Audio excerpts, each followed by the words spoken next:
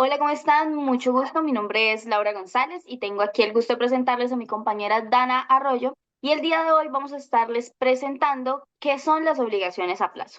Entonces ahora vamos a ver el contenido pues de este video y en el contenido tenemos el concepto del plazo, las características, el tipo de clasificación de los plazos, la extinción del plazo y por último unas pequeñas conclusiones pues que vamos a estar dando que van a resumir en sí como los aspectos importantes de esta presentación. Ok, entonces ahora vamos a ver qué es el plazo. Según el artículo 1551 del Código Civil colombiano, el plazo puede definirse como la época que se fija para el cumplimiento de una obligación. Este concepto se refiere a un tiempo determinado o determinable en el cual se debe cumplir una conducta pues en favor del acreedor. La definición anterior, pese a ser la que está contemplada en el Código Civil, hace referencia exclusivamente al cumplimiento de una obligación en cierto periodo de tiempo. Pero el plazo no es solo esto, ya que un plazo también puede comenzar una obligación o incluso puede extinguirla. Esto según el magistrado Ospina Fernández en su libro Régimen General de las Obligaciones. Según él, el plazo puede definirse con mayor propiedad como un hecho futuro y cierto del cual pende el goce actual o la extinción de un derecho. Asimismo, la sección tercera del Consejo de Estado en la sentencia con radicado número 21181 del 2012, señala que las obligaciones a plazo suspenden la ejecución o la vigencia de sus efectos. Señala que algunas sentencias deben cumplirse en una fecha determinada, mientras que otras producen efectos hasta el momento que se fije. El plazo en las obligaciones es fundamental, ya que de este depende la exigibilidad de las obligaciones y el ejecutamiento de las acciones en caso de llegar a ser necesarias. ¿Ok? Entonces, con toda la definición anterior, todo lo que hemos hablado hasta el momento, podemos decir que el plazo tiene dos elementos, el hecho futuro y la certeza de que el hecho futuro va a acontecer, o sea, que no solo basta con decir como que, no, digamos de aquí a que yo me gradué de la universidad, sino que yo tengo que estar segura dentro de mis previsiones humanas de que yo voy a llegar a graduarme de la universidad, o sea, no puede ser como algo que nunca vaya a pasar, sino que tengo que estar segura o tengo que tener la certeza de que en algún momento ese hecho se va a realizar. Ahora, teniendo en cuenta los dos elementos que mencionábamos anteriormente, que es el hecho futuro y la certeza del hecho futuro, pues vamos a verlos un poco más en profundidad como para que nos queden más claros. El hecho futuro se refiere a un acontecimiento futuro, valga la redundancia, como el pago de una deuda o la muerte de alguien. Por ejemplo, supongamos que el señor Pedro quiere ir a comprar un celular en la tienda celulares y computadoras, pero al no contar con el dinero suficiente, la tienda le ofrece a Pedro un pago a cuotas de 6 meses. En este caso, el hecho futuro sería la llegada de los próximos 6 meses. Ahora, en cuanto a la certeza del hecho futuro, hace referencia a la certitud que deben tener las partes del acto o el hecho jurídico al establecer el plazo que se llegará a satisfacer.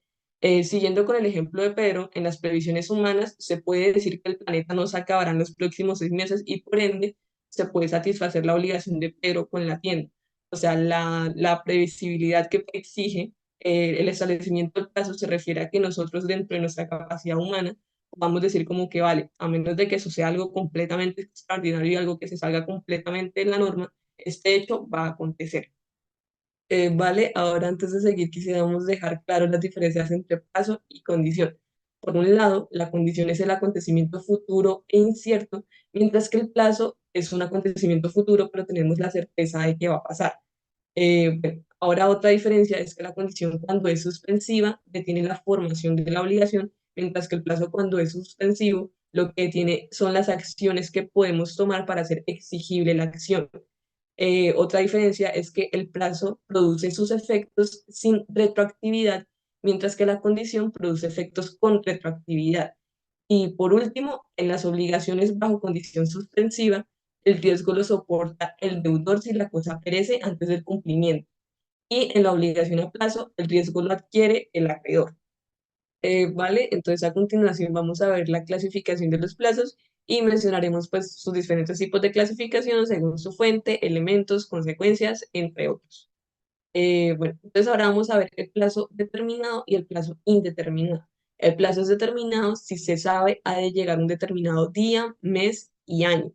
Siguiendo con el ejemplo anterior del señor Pedro, supongamos que el acto de la tienda el día 1 de septiembre y pues teniendo en cuenta que el plazo fue pactado a 6 meses, el señor Pedro deberá dar por satisfecha su obligación el día 1 de febrero del 2024, pues teniendo en cuenta que ese es el plazo pues determinado que se le dio. Ahora el plazo indeterminado es aquel que se sabe con seguridad su acontecer, pero no se sabe cuándo.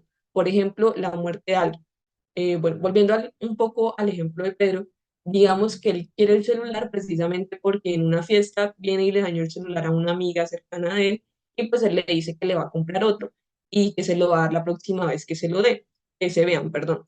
Entonces, la próxima vez que se vean, pese a que no se sabe cuándo va a ser esa próxima reunión, pues se sabe que Pedro va a satisfacer su obligación ese día en específico. Y entonces ahora vamos a hablar del plazo legal, el plazo convencional y el plazo judicial. El plazo legal es aquel establecido por la ley sin previo acuerdo de los partícipes del acto jurídico. Este puede constituir un elemento de la naturaleza, ya que es necesario para la concreción del acto, pese a no haber sido pactado previamente. Pues siguiendo con el ejemplo de Pedro, supongamos que después de 3 meses de haber adquirido el celular, pues Pedro se da cuenta que tiene unos desperfectos en los botones de encendido y de apagado. Sin embargo, él y su vendedor no habían establecido un tiempo de garantía pues, para hacer exigible la reparación del teléfono.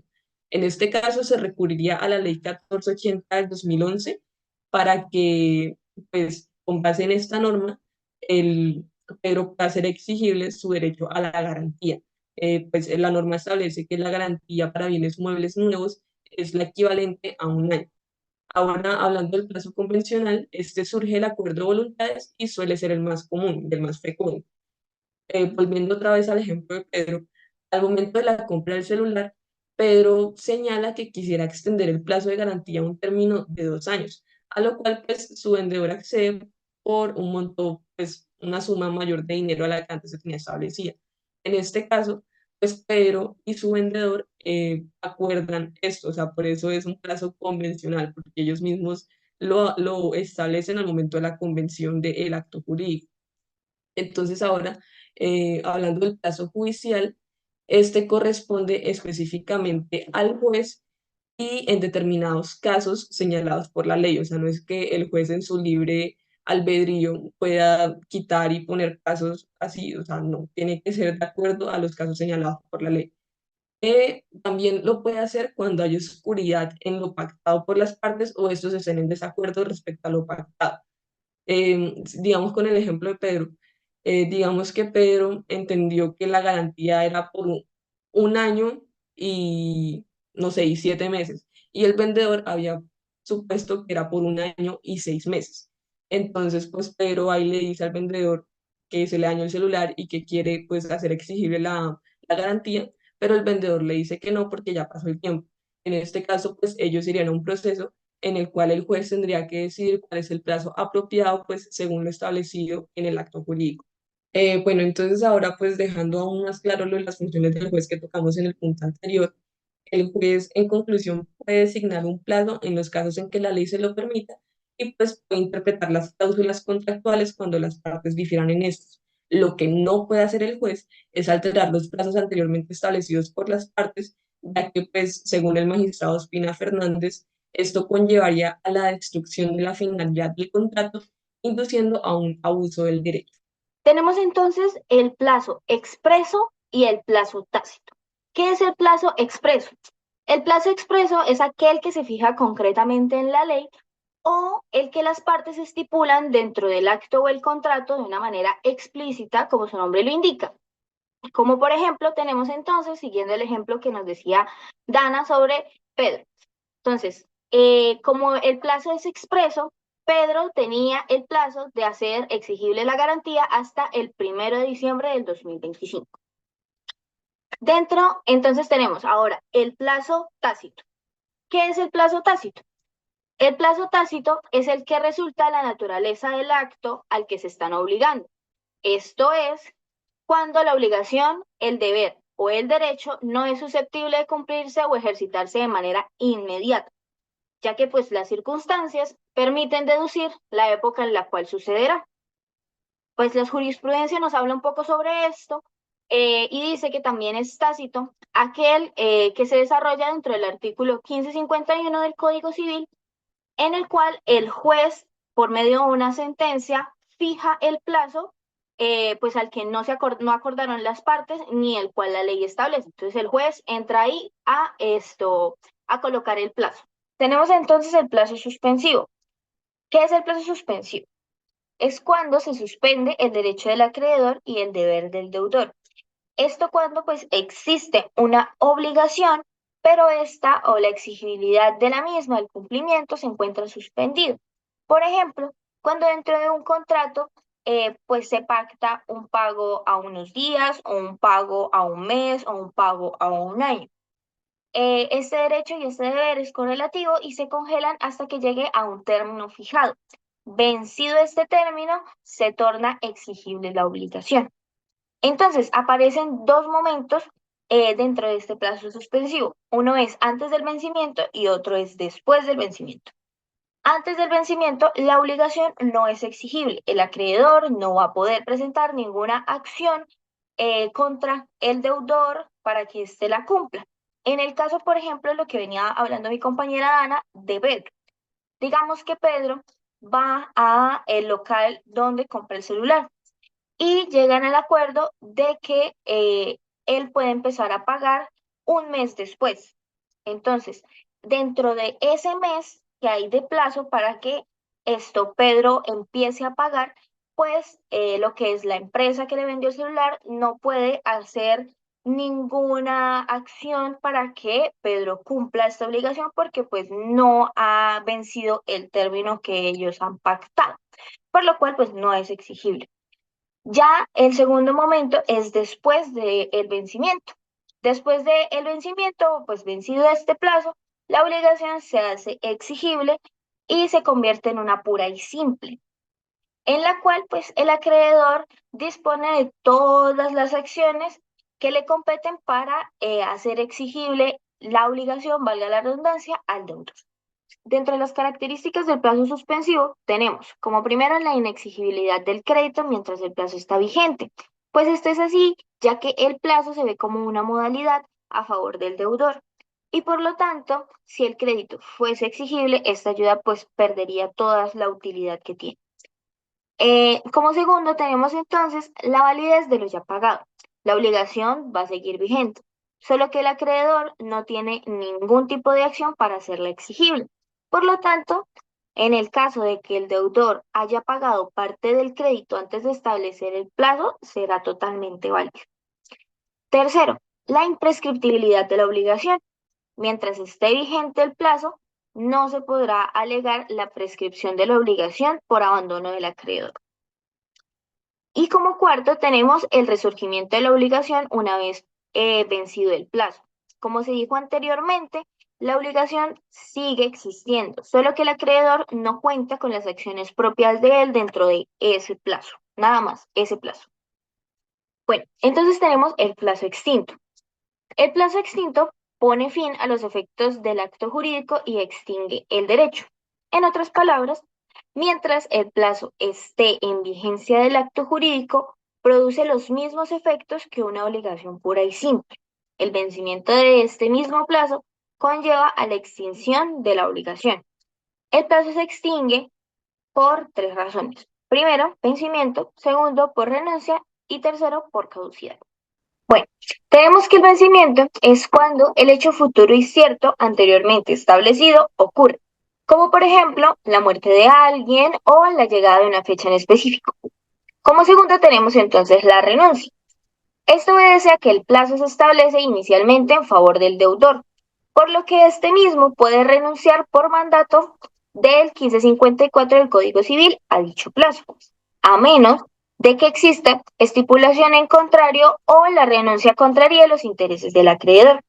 Dentro del artículo 554 del Código Civil nos dice, y cito, el deudor puede renunciar el plazo, a menos que el testador haya dispuesto o las partes estipulado lo contrario, o que la anticipación del pago acarrea al acreedor un perjuicio que por medio del plazo se propuso manifiestamente evitar. Y como tercero tenemos la caducidad. El establecimiento de un plazo en un acto jurídico pues implica la confianza del acreedor en su deudor. Por ende, Si antes del vencimiento del plazo los intereses del acreedor se encuentran en peligro por circunstancias del acreedor que se traduzcan en la pérdida de confianza, el plazo caduca y el deudor se ve en situación de responder por la obligación de manera inmediata. En otras palabras, para hacerlo un poquito más sencillo, cuando el plazo se extingue anticipadamente a la fecha convenida, las causas para que el plazo caduque tienen que ver con el rompimiento de la confianza que el acreedor deposita en su deudor y que no le es posible mantener al primero, o sea, al acreedor, ya que sus intereses se ven afectados debido a la quiebra o a la insolvencia del deudor y o a la disminución o extinción de las cauciones. Bueno, ¿cuáles son entonces las causales de caducidad? En estas existen dos, la quiebra del deudor y la disminución o extinción de las cauciones. Dentro de la quiebra del deudor, que también es conocida hoy como liquidación forzosa, se da cuando la autoridad competente decreta la apertura del trámite o proceso concursal de liquidación. Se aclara que el plazo solo caduca cuando se abre el proceso y no desde el momento en el que el deudor dejó de cumplir sus obligaciones. Y tenemos también entonces la disminución o extinción de las cauciones. Es posible que, aunque el deudor no posea un estatus de prestigio entre los comerciantes, el acreedor acceda a conferir un crédito al deudor en razón a las cauciones con las que éste respalda su deuda. La disminución del valor o extinción de las cauciones por culpa o hecho del deudor afecta la garantía del crédito en favor del acreedor. Pero sin embargo, aun siendo así, el deudor posee también un beneficio de plazo, un tiempo pues en el que puede renovar o mejorar sus cauciones para que pues de esa manera el acreedor no pierda confianza de él. Y para concluir, tenemos que el plazo es un hecho futuro cierto y previsible dentro de las capacidades humanas. Asimismo, que hay varios tipos de plazo y que estos tienen distintas fuentes. También que el plazo es un beneficio para el deudor y que el objetivo de la ley colombiana es que se lleguen a cumplir todas las obligaciones en su totalidad. Muchísimas gracias por habernos escuchado. Esperamos que el tema haya quedado claro. Hasta luego.